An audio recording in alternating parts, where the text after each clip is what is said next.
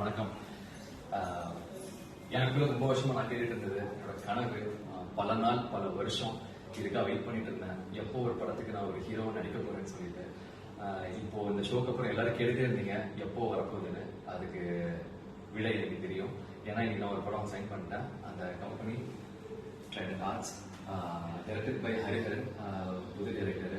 ஒரு நல்ல ஒரு ஸ்கிரிப்டோட உங்களுக்கு ஒரு நல்ல ஒரு ஃபீல் குட் ஃபிலிமா கொடுக்க போறாரு.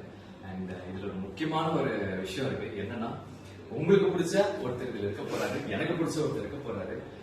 அதனால மேலும் இந்த படம் உங்களுக்கு ஒரு பயங்கர ஒரு கனவு இருக்க போகுது. அவர் யாருன்னா